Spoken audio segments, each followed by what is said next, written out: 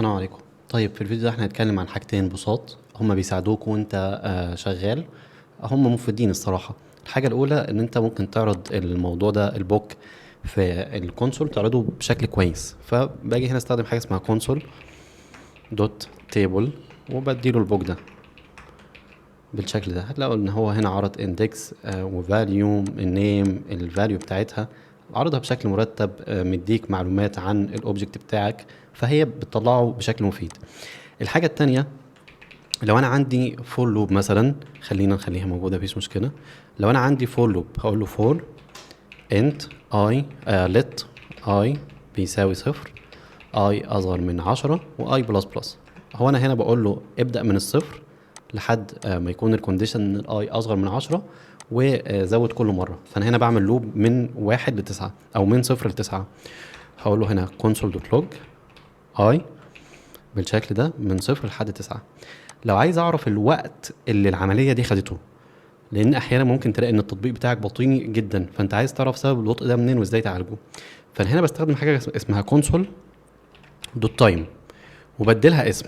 انا هنا اكني بقول له افتح تايمر. اسم التايمر ده ايه؟ هقول له وليكن لوب مثلا. هقول له مثلا كاونتر لوب بالشكل ده.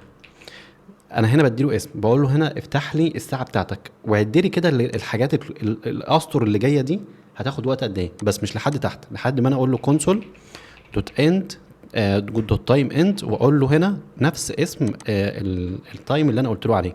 حتى هو هنا طلع لي وارنينج، قال لي تايمر ديفولت دازنت اكزيست، لان انا هنا هي ما عندهاش ديفولت فاليو. فهديله هنا كاونتر لوب، قال لي والله دي بتاخد الوقت ده. طب لو رحت قلت له، بس المره دي مش هطبع علشان هي هتطبع كتير قوي، روح لحد مثلا رقم كبير بالشكل ده، هتلاقوا ان هو المره دي هنا هو لسه بيلوب. عايزين رقم اقل علشان بس ما ياخدش وقت طويل، لان الرقم ده فعلا كبير جدا، وانت زي ما انتم شايفين هنا هو الرقم كبير قوي، فهو لسه هنا بيعمل لوب. ممكن نخلي الرقم اقل ونفتح السيرفر تاني بالشكل ده. هتلاقوا ان هو خد الرقم ده من الملي سكند. لو زودنا الرقم شويه، حطينا 3 اصفار مثلا سيف، هتلاقوا ان هو هنا المره دي بدأ يطلع لثواني وشويه، صفرين كمان، هتلاقوا ان هو طلع لوقت اطول 28 ملي ثانيه. فزي ما انتم شايفين بتبقى مفيده في ان انت تعرف الوقت اللي الفانكشن او الحاجه دي بتاخده فيه. حاجتين بساط هما التايم والتيبل مفيدين وانت شغال هنا.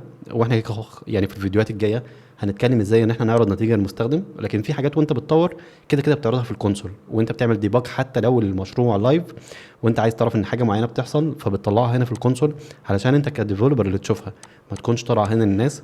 لكن ان شاء الله في الفيديوهات الجايه هنعرف، حتى هيبقى معاك الحالتين تقدر بنفسك تحدد امتى تستخدم انهي فيهم. فنكمل في الفيديوهات الجايه ان شاء الله.